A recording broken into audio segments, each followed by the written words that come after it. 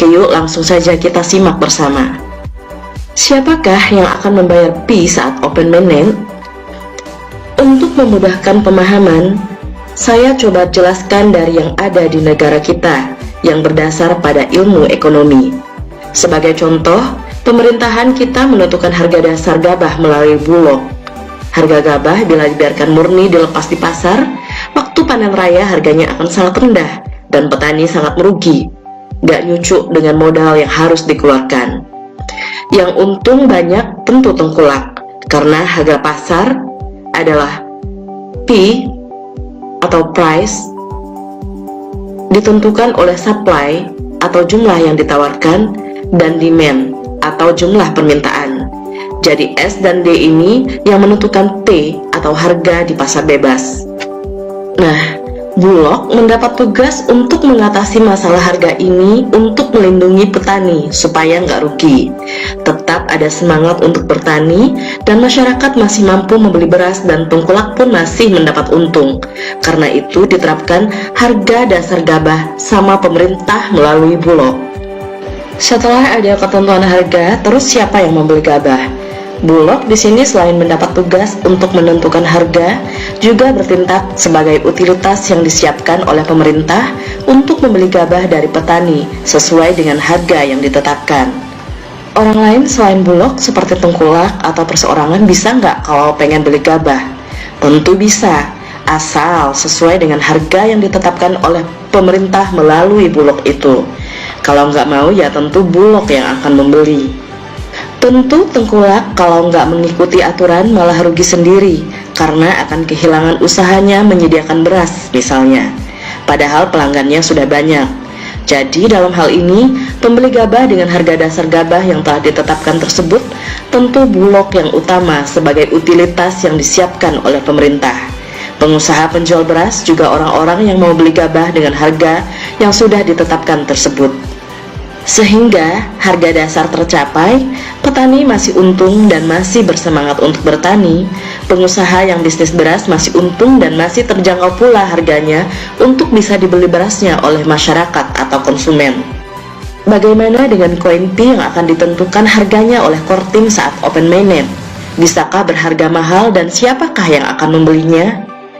Saya kira dari gambaran di atas sudah bisa sedikit difahami siapa pembeli koin Pi dan bisakah ditetapkan dengan harga mahal. Kortim atau pihak Pi Network akan menentukan harga awal untuk koin Pi yang bertindak seperti pemerintah. Tapi Kortim menyediakan utilitas di awal nggak hanya satu seperti hanya Bulog itu.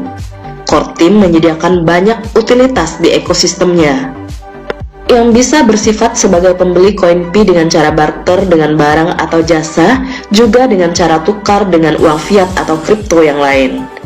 Selain itu juga, Kortim tentu juga punya sponsor dan pendukung keuangan untuk modal bila harus membeli koin Pi. Sebagai gambaran, Elon Musk sudah mengucurkan dana untuk beli Pi 1,5 triliun dolar. Selain itu, Amazon juga marketplace lain sudah siap dengan harga tersebut. Exchanger yang sudah siap beli koin Pi dan berada di ekologi Pi juga sudah ada. Juga utilitas yang lain seperti Pi2Go dan lain-lain, mereka di open mainnet sudah siap serempak semua terima transaksi dengan koin Pi sesuai dengan harga yang ditetapkan Kortim saat open mainnet. Kalau ada yang jual lagi Pi-nya, tentu Kortim sudah siap dengan mengucurkan modalnya. Tapi dengan bertambahnya waktu, maka utilitas Pi juga akan semakin berkembang dan semakin banyak. Bank Dunia juga sudah berencana untuk menjadikan koin Pi sebagai uang digital global dunia.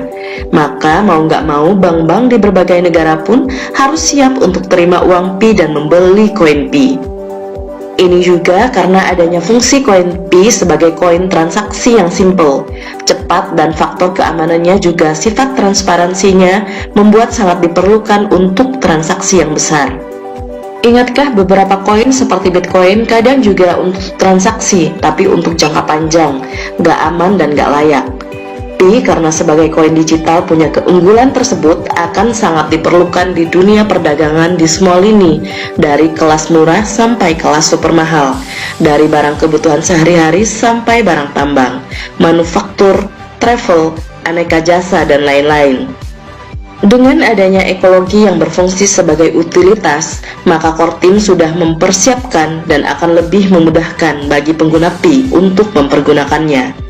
Lebih lanjut, dia menjelaskan, dengan fungsinya yang nanti sebagai koin digital global yang diperlukan untuk berbagai transaksi dan dengan keterbatasan jumlah koin Pi dan kelangkaannya, maka mau nggak mau dituntut harga Pi harus mahal.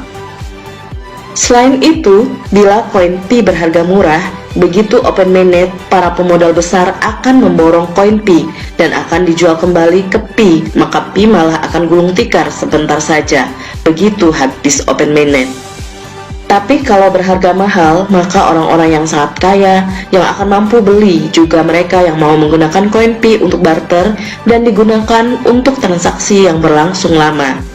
Jadi, koin Pi berharga mahal ini sangat diperlukan dan malah menjadi tuntutan karena fungsinya sebagai koin digital global dunia dan untuk keberlangsungan perusahaan Pi untuk bisa tetap eksis dan jaya, dan tentunya untuk kesejahteraan masyarakat dunia, khususnya pioneers Pi juga, insya Allah. Jadi siapa yang akan bayar Pi?